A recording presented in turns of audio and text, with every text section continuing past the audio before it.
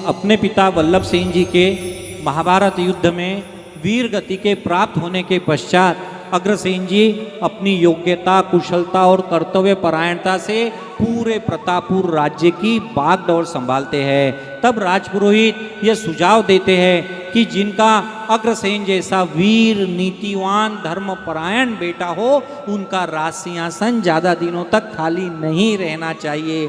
इसलिए अति शीघ्र अग्रसेन का राज्याभिषेक कर अग्रसेन को प्रतापपुर का राजा बना देना चाहिए। यह सुनकर अग्रसेन जी के पिता वल्लभ सेन जी के छोटे भाई कुंद सेन का पुत्र वज्रसेन, देखिए रिश्ता और नाम समझना, अग्रसेन जी के पिता वल्लभ सेन जी के छोटे भाई कुंद सेन का पुत्र वज्रसेन अपने पिता कुंद सेन से कहता है कि पिताश्री, ताऊ वल्लभ सेन जी के मृत्यु के पश्चात प्रतापपुर के उत्तराधिकारी तो आप हो, आपको राज्य की बागडोर संभालनी चाहिए, लेकिन राजपुरोहित आपकी जगह अग्रसेन का राज्याभिषेक कर आपका अपमान कर रहे हैं। अपने पुत्र की बातों से कुंद सेन के मन में राज्य का लोभ आ जाता है, लेकिन वो भली भांति जानता था कि अग्रसेन के जीवित रहते उसका राजा बनना संभव नहीं है, इसलिए वो अग्र हत्या की योजना बनाता है। लेकिन उसे यह भी भली भांति ज्ञात था अग्रसेन वीरों में परम वीर है, इसलिए उसकी हत्या या वध भी संभव नहीं है। इसलिए उसने एक षड्यंत्र रचा और अपने सेनापति केशी की सहायता से 100 से अधिक अत्यंत बलशाली योद्धाओं को अपने साथ लेकर जब अग्रसेन जी निद्रा में थे, सोए हुए थे, तब उन्होंने निद्रा में ही उन्हें बंदी बना लिया। अग्रसेन जी के हाथों पैरों में मोटी मोटी बेड़ियां डाल दी और जमीन के नीचे घनघोर अंधेरे कारागृह में, जहां सूर्य की एक किरण भी ना पहुंच सके, ऐसी जगह उसने अग्रसेन जी को बंदी बनाकर रखा। ना ही उसने खाने को अन्न दिया, ना ही पीने को पानी दिया। वह दुष्ट कोड़ोर मेखलाओं से अग्रसेन जी पर प्रहार करवाता रहा।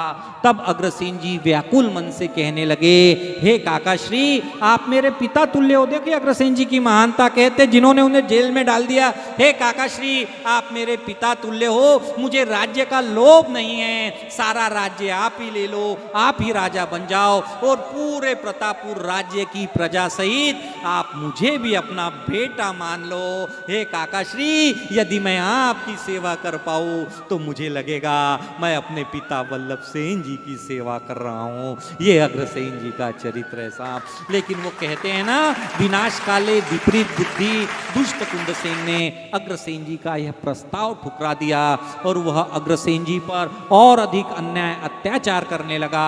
अग्र के बारे में बात करने वालों को वो राजद्रोही करार देने लगा। उसके अत्याचारों से संतप्त हो प्रतापपुरवासी प्रतापपुर राज्य छोड़ दूसरे राज्य में पलायन करने लगे। प्रतापपुरवासी भीतर ही भीतर अग्रसेन जी के मुक्ति के लिए आवाज उठाने लगे। यह सब देखकर कुंदसेन चिंतित होता है और उसने राजपुरोहितों को बुलाकर उन्हें प्राणों का भय दिखाकर आनन फानन में अपना राज्याभिषेक करवा लिया और स्वयं को प्रतापपुर का राजा घोषित कर दिया। और राजा बनते ही उसने अराजकता शुरू कर दी। वो राजमद, सूरामद, काम मद से मद हुआ। उसके दरबार में अश्लीलता, नग्नता, मादकता ही नजर आने लगी। नृत्यांगनाएं उसके राज्य में अश्लील नृत्य करने लगी। तब बंदी गृह में वल्लभ सेन जी के एक पुराने मित्र मंत्री सुमंत ने अग्रसेन जी से कहा, पुत्र, तुम्हारे पिता वल्लभ सेन जी के विश्वास पात्र होने के नाते कारागृह की एक गुप्त सुरंग मैं जानता हूँ। उस गुप्त सुरंग के रास्ते तुम मुक्त होकर उस नराधम से प्रतापपुर राज्य की रक्षा कर सकते हो। लेकिन अग्रसेन जी अपनी माता भगवती और अपने अनुज यानी छोटे भाई, क्या नाम है छोटे भाई का, शौर्य सेन को छोड़कर अकेले मुक्त होने को तैयार नहीं हुए। यह अग्रसेन जी का पारिवारिक सौहार्द, और पारिवारिक सौहार्द क्या होता है यह हमें अग्रसेन जी से सीखना चाहिए। अग्रसेन जी का यह पारिवारिक सौहार्द आज एकल परिवार के लिए प्रेरणादायी है, जो कि पारिवारिक सौहार्द का प्रतीक है। सज्जनों, आज हम एकल परिवार के अधीन हो गए हैं। आज हम एकल परिवार का जीवन जी रहे हैं, जिसमें हर सदस्य अपनी मनमानी करने पर तुला है। संयुक्त परिवार में नियम होता है, अनुशासन होता है, कायदा कानून होता है। संयुक्त परिवार में छोटों को स्नेह और बड़ों को आदर दिया जाता है। लेकिन आज की परिस्थिति विपरीत हो गई है। आज एक छोटा भाई अपने बड़े भाई से राम बनने की उम्मीद रखता है, लेकिन वह स्वयं लक्ष्मण बनने को तैयार नहीं। आज एक सास अपने बहू से उम्मीद रखती है उसकी बहू से अपनी माँ समझे, लेकिन वही सास अपने बहू को अपने बेटी के जैसा प्रेम और प्यार नहीं देती। आज पति अपने पत्नी से उम्मीद रखता है कि उसे सीता या सावित्री मिले, लेकिन वह स्वयं राम बनने को तैयार नहीं। अरे ये परस्पर विरोधाभासी परिवार में कलह का मूल कारण होता है। थोड़ी सी स्वार्थ भावना का त्याग करने से, एक दूसरे की भावना का आदर करने मात्र से बहुत से परिवार टूटने से बच सकते हैं। देखिए, हम सभी जानते हैं श्रवण कुमार ने अपने माता पिता को अपने कंधे पर कावड़ पे बैठाकर तीर्थ यात्रा करवाई थी, और रामायण काल से लेके आज तक श्रवण कुमार के मातृ पितृ सेवा का उदाहरण दिया जाता है। मैं ये चाहता हूँ आज अग्रवंश के हर घर में एक श्रवण कुमार होना ही चाहिए। मैं आप सभी से पूछना चाहता हूँ, यहाँ ऐसे कितने लोग हैं जो अपने माता पिता की सेवा कर श्रवण कुमार बनना चाहते हैं? कौन कौन श्रवण कुमार बनना चाहता है? एक बार अपने हाथ उठाकर बताइए सर। बहुत कम हाथ उठ रहे हैं। आप लोगों को लग रहा होगा कि आपको श्रवण कुमार बनने के लिए अपने माता पिता को अपने कंधे पर बिठाकर तीर्थ यात्रा करवानी पड़ेगी, लेकिन आपको श्रवण कुमार बनने के लिए अपने माता पिता को कावड़ में बिठाकर तीर्थ यात्रा करवाने की आवश्यकता नहीं है। अरे, आपको श्रवण कुमार बनने के लिए अपने माँ बाप की केवल बात सुनना ही काफी है, क्योंकि श्रवण का अर्थ ही सुनना होता है। अरे, जो बेटा अपने माता पिता की बात सुनता है वही श्रवण कुमार होता है। इसलिए मैं आप सभी से कहता हूं, अग्र कथा का ये सबक अपने साथ घर ले जाना कि अब माँ बाप को प्यार करे जो, वो लोग निराले होते हैं। माँ बाप को प्यार करे जो, वो लोग निराले होते हैं। जिन्हें मिले माँ बाप का आशीष वो किस्मत वाले होते हैं। और चाहे लाख करो तुम पूजा या तीरथ करो हजार, अगर माँ बाप को ठुकराया तो सब कुछ हो जाता है बेकार, सब कुछ हो जाता है। कहानी सुनो ध्यान दे के जरा, लाल सरवन को धोखे से मारा गया। एक कहानी सुनो ध्यान दे के जरा, लाल सरवन को धोखे से मारा गया। एक कहानी सुनो ध्यान दे के जरा। यह सुनकर अग्रसेन जी कारागृह से गमन करते हैं। अग्रसेन जी के मुक्ति की बात सुनकर कुंदसेन को मानो सांप सूंघ जाता है। उसका सारा नशा काफूर हो उसके होश उड़कर वह होश में आता है। और जब कुंदसेन की सारी सेना मिलकर भी अग्रसेन जी को ढूंढ नहीं पाती, तब वह अग्रसेन जी की हत्या करने के उद्देश्य से आसपास के सारे वनों में आग लगा देता है। तब अग्रसेन जी उस भीषण अग्नि से बचने के लिए एक गुफा की शरण लेते हैं। और उस गुफा में अग्रसेन जी के फूफा अनंगपाल जी आकर अग्रसेन जी को अस्त्र शस्त्र और तलवारें प्रदान कर कहते हैं कि बाहर दुष्ट कुंदसेन और उसके सैनिक तुम्हारे प्राण हरने के लिए तैयार है। तुम उन दुष्टों का सर्वनाश कर प्रतापपुर राज्य की रक्षा करो। तभी दुष्ट कुंदसेन वहां पर असंख्य योद्धाओं के साथ आता है।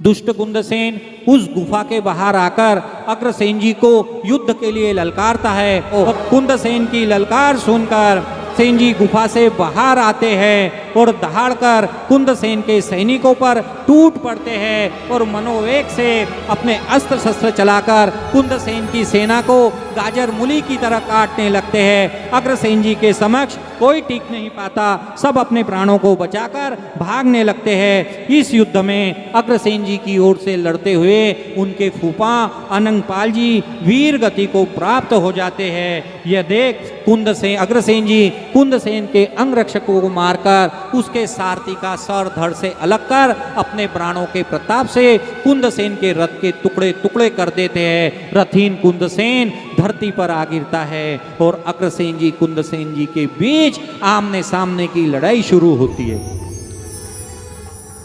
हो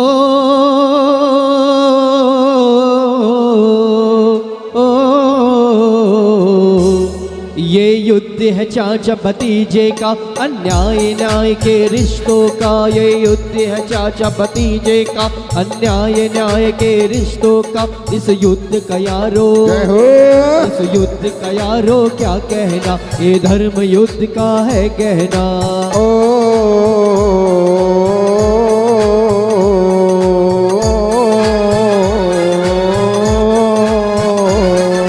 युद्ध है चाचा भतीजे का, अन्याय न्याय के रिश्तों का। ये युद्ध है चाचा भतीजे का, अन्याय न्याय के रिश्तों का। इस युद्ध का यारो, इस युद्ध का यारो क्या कहना, ये धर्म युद्ध का है कहना।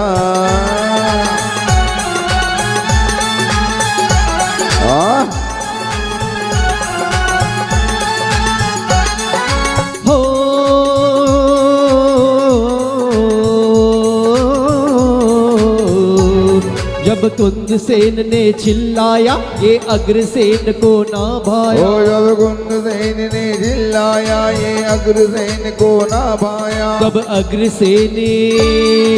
अग्रसेन रण में आया और कुंदसेन है घबराया।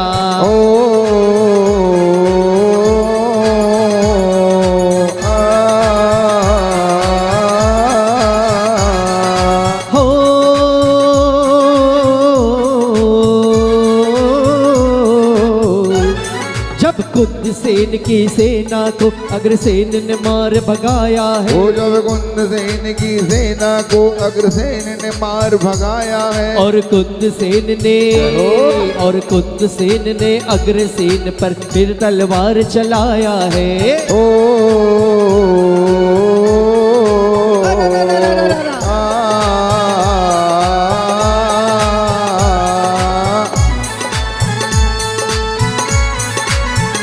जय हो।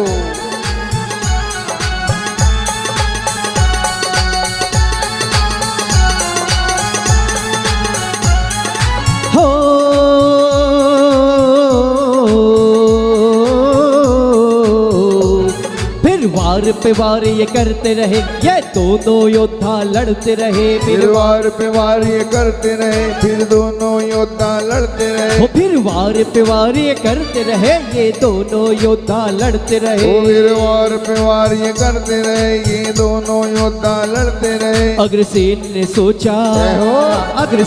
सोचा क्या मारो, कुछ अंग भंग ही कर डालो।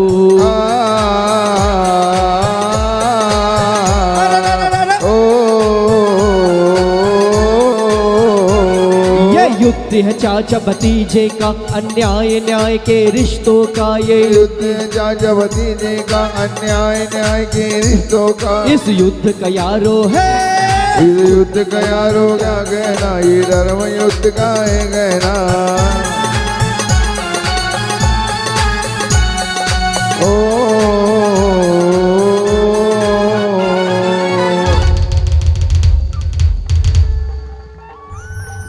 अग्रसेन जी लड़ते लड़ते ऐसी परिस्थिति में पहुंच जाते हैं कि वे कभी भी अपने काका कुंदसेन का वध कर सकते हैं, लेकिन परम दयालु अग्रसेन जी ये सोचते हैं कि ये मेरे काका श्री है, ये मेरे पिता तुल्य है, इसलिए मैं इनका वध नहीं कर सकता।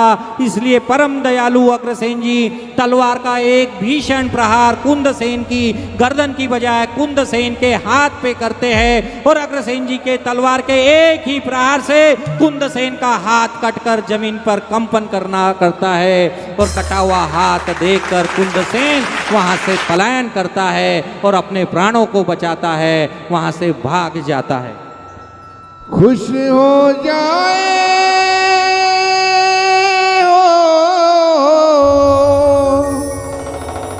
खुश हो जाए गर सावरा हर ठाट देता है, ज्यादा उड़ने वालों के पर ये काट देता है, ज्यादा उड़ने वालों के पर ये काट देता है। इस दर पे जब कभी आना हो चाहे खुशियाँ पाना, इस दर पे हो कभी आना हो चाहे खुशियाँ पाना, बन करके सका सुदामा चरणों में शीश झुकाना, बन करके सखा सुदामा चरणों में शीश झुकाना। ये घर आंगन को